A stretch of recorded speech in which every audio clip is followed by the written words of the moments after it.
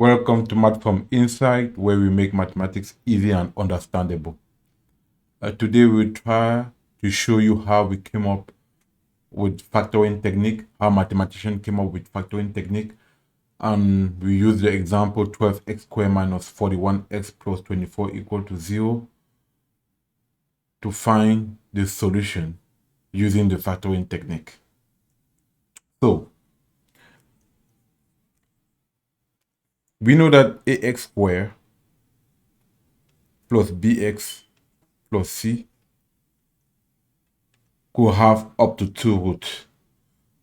So roots are value of x for which this expression will be equal to 0. So in that case, we can write this expression as a times x minus x1 times x minus x2,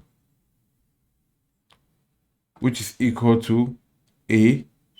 We can develop this expression, therefore, which is equal to a times x squared minus x2 x minus x1 x minus that's plus x1 x2. We can again write it in the simplest form as a times x squared minus x1 plus x2 x plus x1 x2. If you introduce a into the factor, we'll have a x squared minus a x1 plus x2 plus a x1 x2. Now, knowing that these two polynomial or these two quadratic expressions are equal to each other, then the coefficient will be also equal to each other. Now, when I talk about coefficient, I'm talking about the value that multiply x squared, the value that multiply x, and the value that are constant, that does not have x. So here that's x. So that means that I'll have a equal to a. I'll have minus a x plus x2 equal to b. And I will have a x1 x2 equal to c. This is equivalent to x1 plus x2 equal to minus b divided by a, and x1 x2 equal to c divided by a. This is the formula we use for the factoring technique. This is the formula we use for the factoring technique. So the goal here is to find the sum of the two roots of our expression and the product. And by finding the sum and the product, intuitively we'll be able to identify what is x1 and x2. So if we therefore take the example 12x squared minus 41x plus 24 equal to 0, we have to identify a here and b and c. So 12x squared minus 41x plus 24 equal to 0. What is a, what is b, what is c? A is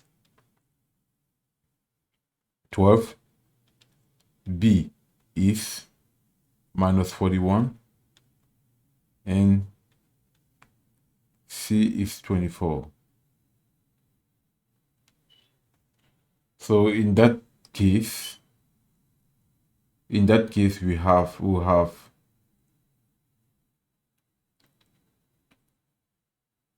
x1 plus x2 equal to what? equal to 41 divided by 12, and x1 times x2 equal to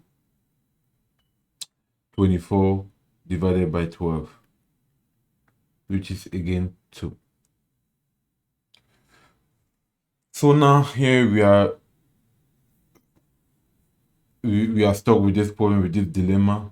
What are the values whose product is 41 divided by 12? Sorry, which sum is 41 divided by 12 and whose product is 2?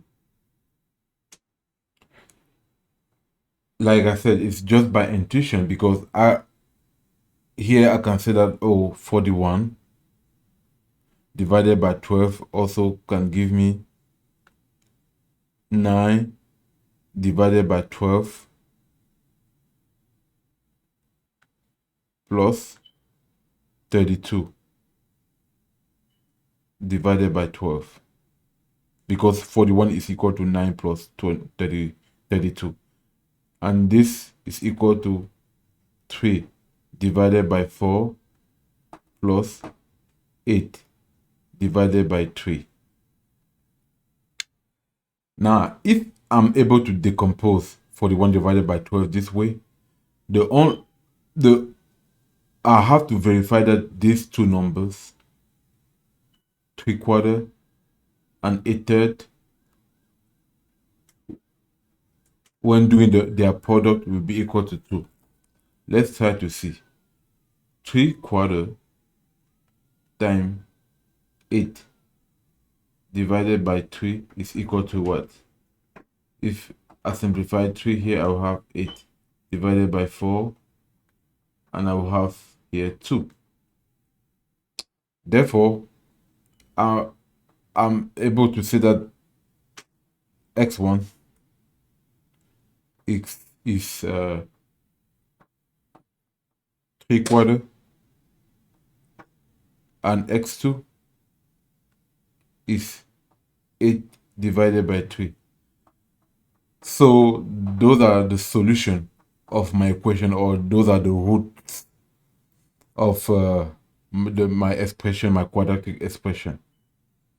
Now, this is good, but again, you guys saw the difficulty. The difficulty was actually to intuitively find that the right decomposition would be 3/4 plus 8 divided by 3. In other simple expression, it's easy to identify, but when it becomes complicated, like this one, you really have to think it through. So there's no analytical way to actually find x1 and x2 when we already have the sum and the product using the factoring technique. That's why in the next video, we will try to use other technique. We will try to show you other technique that are much better, in my opinion, than the factoring technique. Until then, see you.